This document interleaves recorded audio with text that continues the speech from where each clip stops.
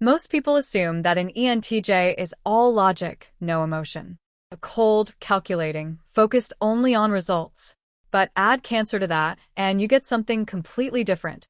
You get someone who feels everything deeply, protects fiercely, and then runs the entire operation like a general. That combination is genuinely one of the most interesting ones I've come across in this series. I'm Jhonna. This is Jhonna, Unfiltered. We're continuing the ENTJ Zodiac series, and today we're looking at ENTJ combined with Cancer. Quick disclaimer before we start. I don't treat zodiac signs or personality types as rigid definitions of anyone. These are tools for reflection. Take what connects and leave what doesn't. I'm also not a psychologist or astrologer, just someone who finds these patterns genuinely interesting to explore and share. Let me explain both sides of this combination before we look at what happens when they meet. ENTJ stands for extroverted, intuitive, thinking, and judging. People who identify with this type are natural leaders in a very specific sense. They don't wait to be given authority. They simply start organizing things, identifying what's inefficient, and moving the situation toward a better outcome. They're direct, strategic, and deeply goal-oriented. They think in systems. They have very little patience for wasted time, and they tend to take charge in chaotic situations because watching a problem go unaddressed is genuinely uncomfortable for them. Weaknesses of this type include a tendency to come across as harsh even when that isn't the intention, difficulty with vulnerability, and a pull toward controlling outcomes even when that control isn't theirs to have. Now Cancer. Cancer covers people born roughly between late June and late July. It's associated with emotional depth, protectiveness, loyalty, and a very strong orientation toward home and family.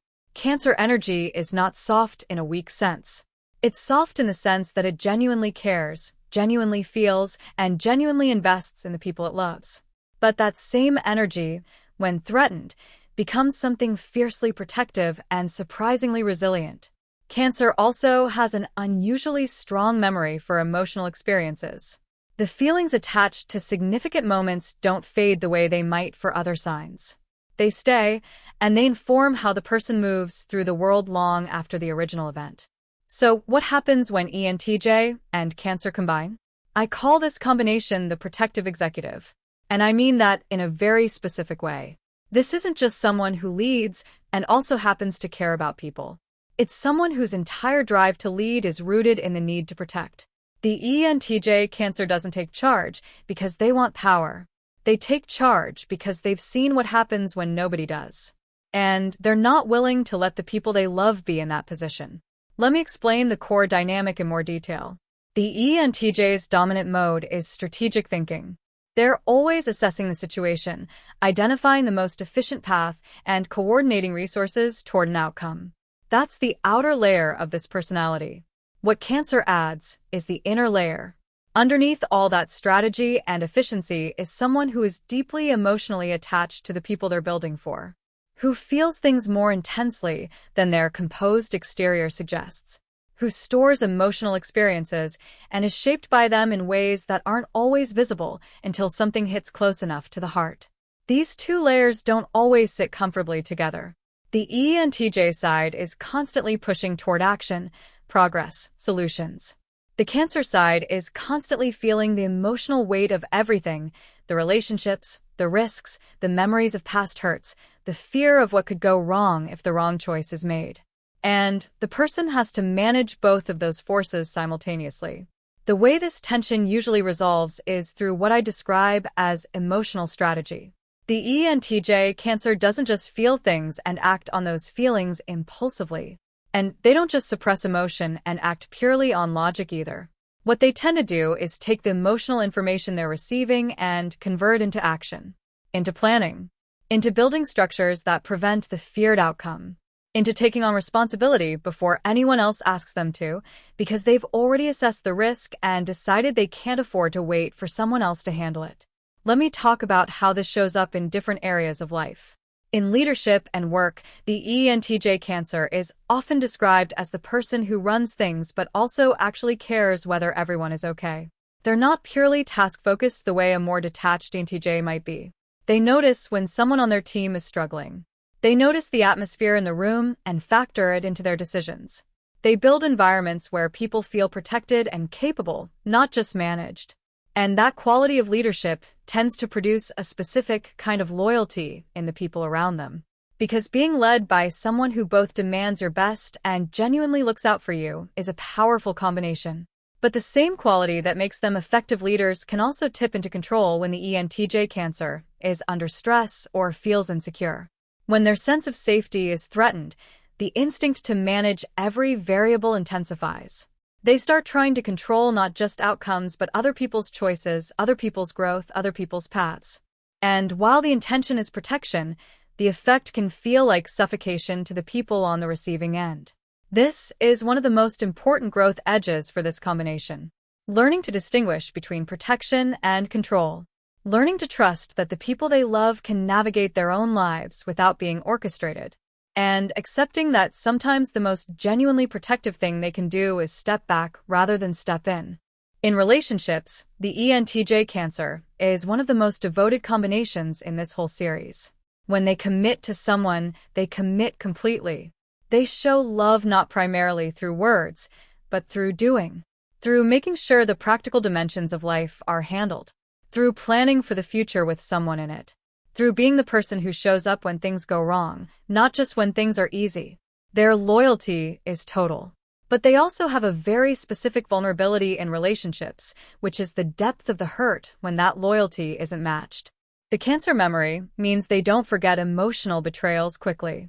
And the ENTJ's analytical tendency means they tend to process those betrayals thoroughly, cataloging what happened, assessing what it means, deciding what adjustments to make. The combination of deep feeling and sharp analysis can make getting past a significant hurt genuinely difficult. The wound stays accessible in a way that prevents full relaxation in the relationship going forward. They can also be indirect about their emotional needs in ways that create confusion. The ENTJ side prefers direct communication and is comfortable with it in professional contexts. But when it comes to their own emotional needs, the Cancer side often expects the other person to sense what's going on rather than requiring it to be said explicitly. When that sensing doesn't happen, the ENTJ Cancer can feel unseen in a very deep way, without the other person having any idea that anything was wrong. Let me talk about the emotional interior of this combination because I think it's the part that people who see only the commanding exterior most consistently miss. The ENTJ Cancer feels things with more depth than they show. The competent, organized, take-charge version of themselves that the world sees is real. But it's also a kind of structure they've built around an emotional core that's genuinely sensitive. Cancer carries the past in a specific way. Memories of feeling unsafe, unprotected, or emotionally exposed in the past shape current behavior in ways that aren't always consciously acknowledged. The drive to build stability, to maintain control of the environment, to plan for every contingency, often has roots in earlier experiences of instability or loss. This is also connected to the way this combination tends to carry responsibility. They take on more than their share, often without being asked. They manage things, they solve things, they handle things. And they do it willingly because the alternative, watching things fall apart while they stand by, is genuinely intolerable to them. But that tendency to carry everything has a cost. And the ENTJ Cancer doesn't always recognize when that cost is becoming too high until they're already past the point of comfortable management. The burnout that comes from always being the strong one, always being the provider, always being the one who holds things together is a real risk for this combination. And learning to receive help rather than only give it is some of the most important personal work they'll do. There's also a quality of nostalgia in this combination that's worth mentioning. The ENTJ's future orientation meets Cancer's orientation toward the past and the home, and the result is someone who is simultaneously building towards something ahead while deeply connected to what's behind. People they've lost, times that felt safer, versions of themselves they've moved away from. That dual orientation can be a source of richness. It can also, in difficult moments, become a source of grief that's hard to articulate. The home matters to this combination in a very specific way. Not necessarily a large or expensive home, but a space that's genuinely theirs, that reflects their values. that functions as a sanctuary from the demands of the outside world. The ENTJ might function well in professional environments that are loud or high pressure, but they need somewhere to come back to that's genuinely peaceful. The shell, as it's sometimes described in Cancer symbolism, is real for this combination. In terms of life purpose, the ENTJ Cancer tends to feel most meaningful when they're building something that will provide security or stability for the people they love. This doesn't have to be a business or a financial empire, though it can be. It can be anything that creates a reliable structure around people who matter. A career that provides consistently. A home that's genuinely safe. A community that functions well because they're part of it. The motivation is protection, expressed through building. At their best, this combination produces people who are genuinely powerful and genuinely caring at the same time, who lead in ways that make people feel both capable and safe, whose loyalty is real and sustained, and who channel their considerable emotional depth into creating something that outlasts the moment. Before I close, I'd love to hear from you. If you're an ENTJ and you're a Cancer, does this description feel accurate to how you actually experience yourselves? And if you know someone who fits this combination, what's the quality that stands out most? Drop it in the comments because I genuinely find the intersection of the strategic mind and the emotional depth fascinating, and real experiences from real people always add something worth reading. Thank you so much for spending a part of your day with me here at Jhonna, Unfiltered. For those of you who are new to this space, I want to share a little bit about what I'm building here. This channel is my personal and learning diary. I am an ESL tutor and a solo dweller in the Philippines, living a life fueled by curiosity.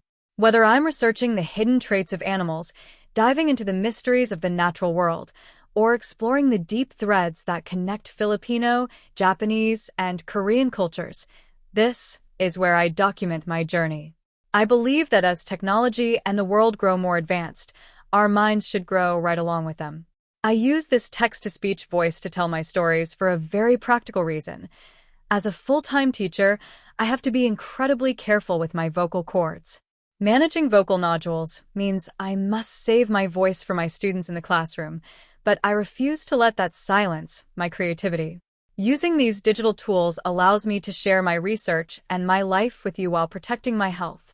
On this channel, there are no fixed themes and no performances, just honest documentation. From insights gathered in my global classroom to my experiences crafting a solo retirement lifestyle on my own terms, this is my way of staying productive and moving forward. I am currently working toward my goal of 1,000 subscribers, so I can turn this passion into a sustainable future for myself and my pets. If you found something meaningful in today's video, please consider subscribing to help me reach that milestone. Your support, whether it's a comment or a view, truly helps me keep the depressing thoughts at bay and keeps my focus on building something beautiful. If you'd like to support my journey even more, you can check out the Buy a Treat for My Pets link in the description. Shiro and the rest of the pack send their thanks. Thank you for being a part of this journey. I'm Jhonna, and I'll see you in the next one.